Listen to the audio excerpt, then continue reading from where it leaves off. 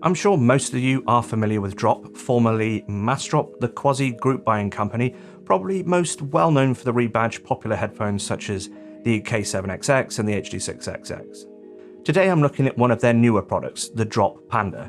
This one is a little bit different. Rather than being a rebadged or modified version of an existing headphone, the Panda is an all-new Bluetooth wireless headphone designed by Drop in collaboration with THX. Designing a new headphone is a difficult task in and of itself, but making a good wireless headphone is a real challenge. There are very few, if any, Bluetooth wireless headphones that meet the demands and expectations of audiophiles, with perhaps a few exceptions. The Hifi T4, for example, does an excellent job, but that is hardly fair as it's basically a wired headphone with a wireless dongle attached.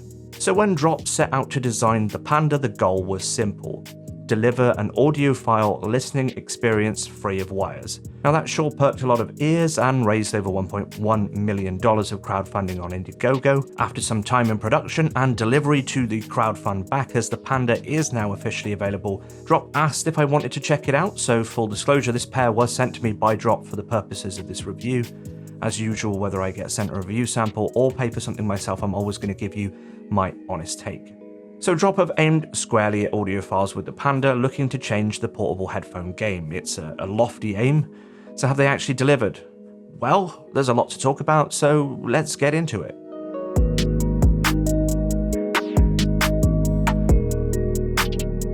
Hey guys, this is Noel and this is Wheezy Tech. Each video I take a look at a thing and let you know what I think, so if you're into that kind of stuff, then make sure you subscribe. Hitting that notification bell, that also helps out too. And as usual, there are going to be timestamps in the description if you want to skip to any specific section. So with all that said, let's just get on with it. As always on this channel, I'm looking at the physical build, construction and comfort first. And the very first thing I noticed was the weight, which actually feels pretty chunky. The claimed weight is 375 grams, but on my kitchen scales they're coming at 380 grams. That might not seem like much to some audiophiles used to some big Chungus-sized headphones, but the Panda is still a bit of a chunk, especially in the world of portable audio. For reference, the Sony WH-1000XM3 comes in at just 255 grams. Now to counteract a heavy weight, you do need either a really good headband padding or, especially for portable use, a fair amount of clamping force. Now it seems like Drop have opted for sort of a compromise between the two, leaning more towards clamping force. It is more clamping force than I would prefer, at least on a home hi-fi headphone. It is a fairly heavy clamp, but it's not the vice-like grip that you might expect from something like a brand new M50X, for example. As for the headband, there's a minimal amount of padding that seems to be enough to get the job done, but no more than that. Contrast that with the XM3, which has a nice soft padding with a pleather coating, and the padding on the Panda seems a little bit lackluster. With that said, in terms of actual pressure on the top of the head, I didn't find them too bad, but where I personally find fault is with this soft silicone style material, which seems designed to help the headband grip the head and prevent slippage. If you're familiar with the AKG K371, you know this type of padding, and I've never been a fan of this type of padding. For me, it's just nowhere near as comfortable as velour or leather. There is a good amount of adjustability in the headband, leaving plenty of room to wear them with a hat, which is good because wearing a hat with these makes the headband padding much more tolerable. I suppose that works for me for a portable headphone. The ear caps, they fold flat for storage or for wearing them around the neck. There's also a spring-loaded mechanism in the ear cup vertical rotation, which I think is a really nice touch. The ear pads are a very soft leather or pleather padding, at least, that really adds to the premium feel. They're really, really nice pads, to be fair. There's a decent circumference and depth, and I find them decently comfortable, if a little bit sweaty, and that's often the case with pleather ear pads. The Panda makes a tight seal against the head, and passive isolation is pretty good. Wearing them with no sound playing cuts out a fair bit of background noise, but obviously with that tight clamping force does come a little bit of extra discomfort. Included with the Panda is a hard shell carrying case which has a compartment to store the 3.5mm aux cable so that you can operate these in wired mode, as well as a USB-C charging cable. Note that this charging cable is USB-C at both ends, which is points for forward-facing design, I suppose, and having USB-C on the headphone, but perhaps including a USB-C to USB-A cable is still more apt for most people. Even I only own a single USB charger that has a USB-C port on it. but I do have plenty of USB-A to USB-C cables already, so it's no biggie, I suppose. One last thing I should note is that this particular unit arrived with a scratch on the edge of the right ear cup. They arrived well packaged and also inside its travel case, so I would assume that this is some kind of manufacturing defect. Hey, these things happen. It's not a big deal considering the things I've seen from other companies, and oh boy, I've seen some things. I asked Drop about their warranty and returns policy, and you'd have 14 days to report a flaw like this and get it returned and replaced, so I'm sure Drop will have you covered there. So let's just take a look at the controls and talk about the spec and feature set. On the left ear cup, there is a 3.5mm jack to run these in wired operation. This allows you to continue to use them even after the batteries have died. On the right hand ear cup, there is the USB-C charging port, and all the controls are accessed by this little joystick nubbin thing. This performs the usual volume up and down and skip track forwards and backwards. The Panda also has dual microphones for taking calls over Bluetooth, and there is an optional boom microphone accessory which effectively turns the Panda into a wired PC headset. This cable terminates in a combined jack as well as having an extension for two 3.5mm mic and headphone jacks, the usual type that you'll see on a PC headset. I'll drop in some audio samples from these mics now. You're now listening to the audio from the Drop Panda's dual inbuilt microphones, and this is connected over Bluetooth to my PC, and I'm recording this directly into Audacity. So this is the best case scenario for these headphones with the built-in Bluetooth microphones. I now have some simulated traffic noise going on in the background. I'm recording from the dual built-in microphones over Bluetooth from the Panda directly into my PC and being recorded into Audacity. And this is how it sounds with that simulated traffic noise going on in the background. Now you're hearing the optional boom microphone for the Panda, so the Panda is now being used in wired operation. This is connected via the 2x3.5mm connections into my PC and being recorded in Audacity, and this is how it sounds. In terms of specifications, they're using what Drop calls a 55mm ribbon planar magnetic driver. Impedance is 26 ohms and sensitivity 100 dB, which is very, very good and means that they can be driven off of mobile devices with ease, which is peace of mind for when you run out of battery. As previously mentioned, the Panda is a collaboration between Drop and THX, with THX providing a miniaturized version of their amplifier design to drive the Panda. The Panda uses Bluetooth 5 with all the main codecs including SBC, AAC, aptX, aptX HD, and a big plus for the specs nerds, including myself, they also support LDAC. I really couldn't ask for more. Another feature to note is the IPX6 ingress protection rating. This is really great to see on a portable device because so many portable devices lack any kind of waterproofing, or they have simple splash resistance. IPX6, however, can resist high pressure, heavy sprays of water. That's excellent. Battery life is also excellent, claimed at 30 plus hours in real world terms. Listening for a few hours a day, it gets me through a whole week before needing to be charged. However, this is about standard for a wireless headphone these days. Okay, so finally onto the sound section then, and I'm going to preface this with a primer on my testing methodology and biases. I define neutral to be how a pair of flat measuring speakers sound in room. That's to say, pretty much like the Harman target curve, if you're familiar with that. If not, just think the HD650 with a little bit more treble extension, a full bass extension, and a little less of that mid-bass hump, and you'd be pretty much there. I also have a preference for rock, metal, and EDM, but I do listen to a wide variety of genres for my testing.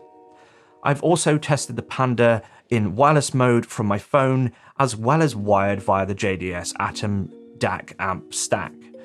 And I'm going to start on that point. In terms of any sound differences between wired and wireless, there are no DSP effects or other tricks in place on the Drop Panda, therefore ignoring any potential differences between the actual connection method or the codec, etc., all of which are frankly unnoticeable on the Panda. The tuning is identical whether wired or wireless.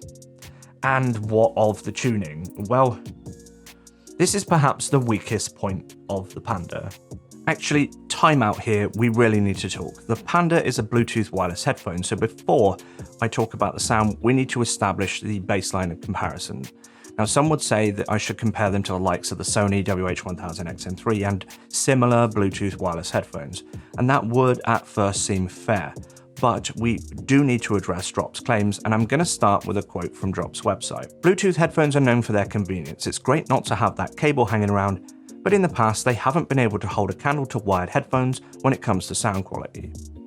We're looking to change all that with our next project, our first foray into Bluetooth headphones, taking advantage of advancements in Bluetooth technology and battery design.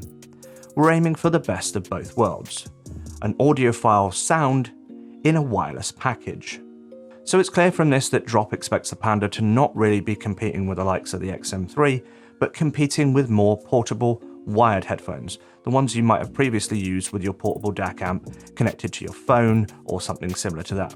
This claim is clearly reflected in the price and the lack of any kind of feature set. Headphones like the XM3 and XM4 are feature headphones. The priority is in active noise cancellation, ambient sound modes, smart assistance, as well as portability and comfort, whereas the Panda's focus is on sound quality and portability, and that's it. So do they sound better than the likes of the XM3? And I'd say yes, but are they an audiophile sound in a wireless package?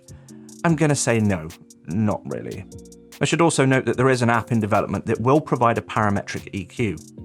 The Panda itself has the hardware to run the EQ on device, and users will be able to create their own parametric EQ profiles that will be uploaded to and saved on the hardware of the Panda itself. Now that's an exciting prospect and should resolve all of the following issues that I'm going to talk about, at least in terms of wireless operation. However, this app is not currently available at the time of this review, so I'm going to do a follow-up video once the app is released, because this feature really could be a game changer. But speaking specifically on the default tuning, for my initial listen, my thoughts were that they sounded okay for a Bluetooth wireless headphone, but in fact it shares a lot of similarities with the Sony 1000 XM3 in that it's got a kind of thick and somewhat muddy sound. Where the XM3 has a decently deep bass, the Panda doesn't seem to have the same sub-bass extension, but maybe that's because the Panda has a considerable mid-bass bloom, and in fact a considerable rise throughout most of the mid-range between 100 Hz to 1 kHz. Couple that with what seems like a rather relaxed upper mid-range and the result is a rather muddy and lifeless sound. For example, bass lacks clarity, guitars and vocals lack sparkle and presence, and instead sounds kind of muted. Percussion lacks any sort of punch. The result is a lack of detail in general throughout the frequency response, and leaves them sounding rather dull. We are used to hearing such issues with other existing Bluetooth wireless headphones whose focus is more on portability and wireless convenience and its feature set. But the Panda is a headphone touted to be an audio-first wireless headphone with a sound that challenges wired headphones. So this is a bit disappointing.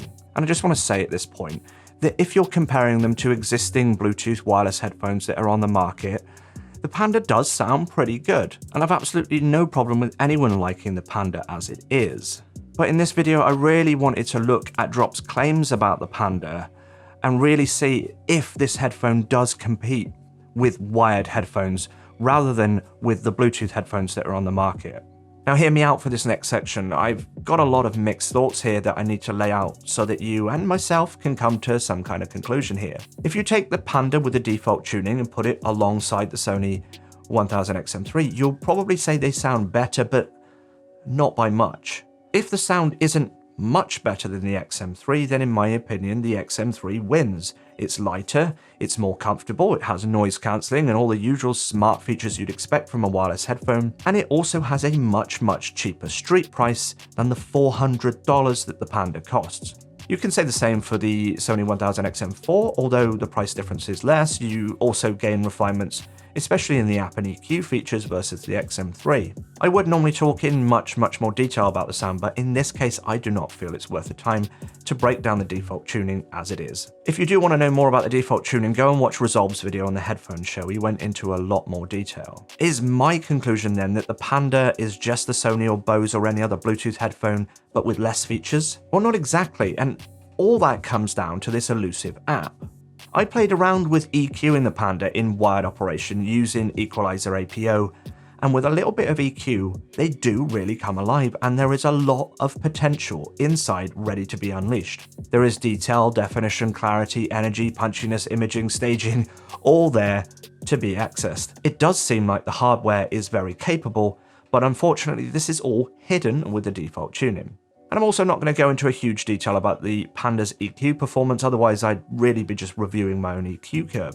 Besides which, if you need to run them wired to get the job done, that kind of misses the point of the Panda in the first place. So what I'll do is a follow-up video when the app is out. We'll find out if the app works, does it fix the issues, and I'll draw some conclusions about the EQ performance then.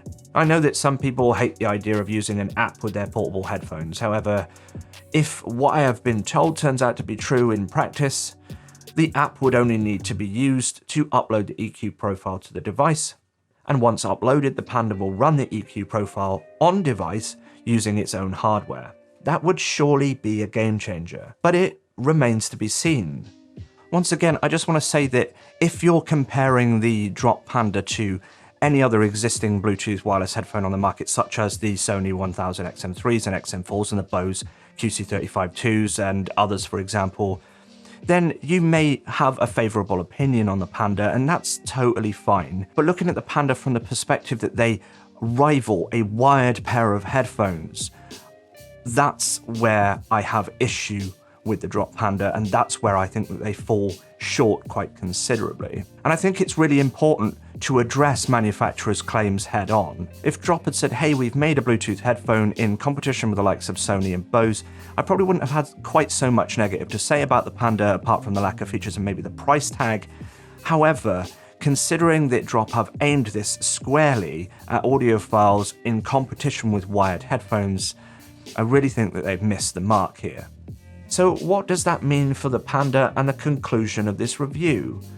Well, I feel like I need to shake the magic 8-ball or consult the tea leaves to come up with some kind of conclusion. Can I recommend the Panda in its current form? Well, not really. It feels like an unfinished product.